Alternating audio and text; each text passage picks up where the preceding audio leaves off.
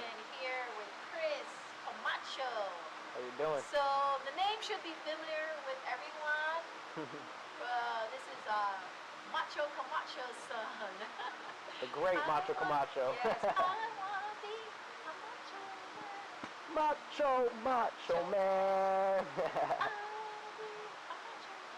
Anyway, so Chris is going to be featured on the Undisputed card February 27th.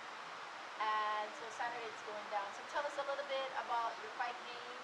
It's been like a year and a half. You've been out the ring and you're just getting back in now. Tell us a little bit about that. I mean, a year and a half off. I'm just like every other fighter. They're taking some time off due to coronavirus. That's not an excuse for not fighting, but of course, the fight never left the dog. So I'm here. I'm ready to fight. I'm in shape, and I'm just ready to put on a show. February 27th here, Carib Royale. And so, what did it take to get your mental state back in the ring, to focus back that you're gonna have a battle coming up? It's hard to talk about your mental state because you get more mentally prepared as the fight comes closer.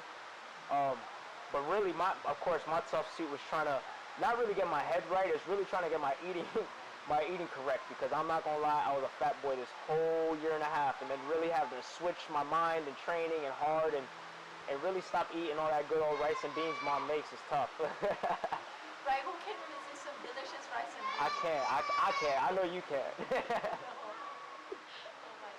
And so, what fighting weight you're gonna be fighting at come Saturday? This is actually the first time I'll be stepping into the ring at 130. I'm really a super bantamweight at 122. I fight at 126. I fluctuate between 122 and 126. It was tough finding the opponent.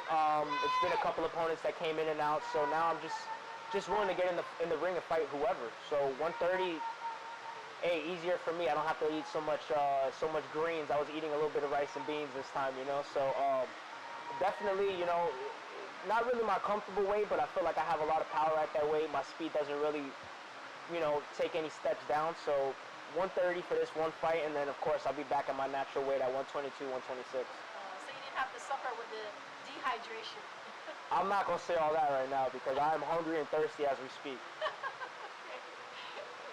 So what would your dad say, looking down on you and seeing his son Chris, you know, in the ring, you know, following in his footsteps?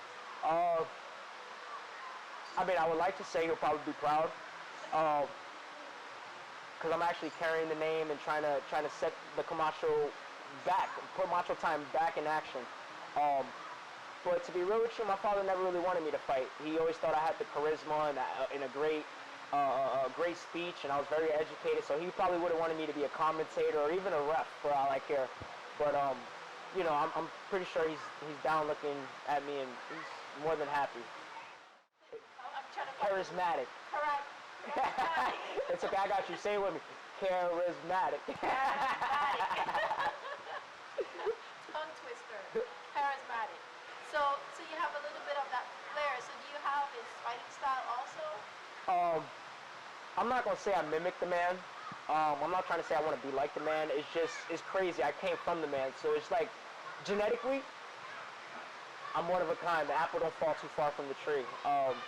The outfits, the crazy, you know, flamboyant, the laughter, the man of the show, must I say, you know. I like to come in and demand their attention. So that I definitely do take after my dad. But, you know, when you talk about a style, my father was more of a southpaw fighter. I'm a right-handed fighter, but I intend to switch a lot in between the rounds. Great leg movement, of course. That's something that I was passed down through genetics, of course. But, you know, I really feel like it's disrespect if I say that I fight like my dad or I'm better than my dad or anything, because there's no way in hell I could ever be the Macho Man. That's one in a million, you know. I'm just happy that I share the name, and he definitely gave me the blessing of giving me some great genetics, so I can't really argue that, you know. I see you here with your beautiful family. Yep. So how you balance family life and boxing? It's funny you say that. I'm not really balancing them. They kind of like balance me. You know what? I'm a crazy guy. You know, I'm all over the place. My child, she's just like her father, and my son is even worse, just like her grandfather. So my wife is she's a tough cookie. She's the real fighter in the family. She, you know, she's able to put up with 3 little Camachos, and it's a round of applause to her. Hats off to mom. Yep, To Mrs. Camacho. that's a fact.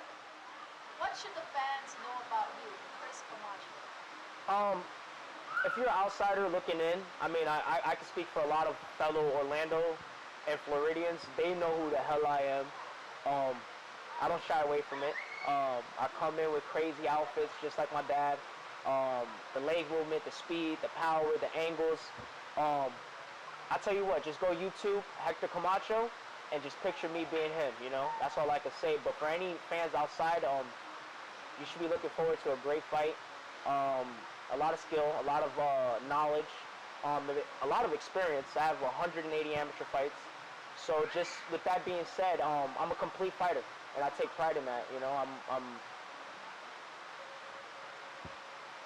I'm a complete fighter, definitely. All right, so closing out.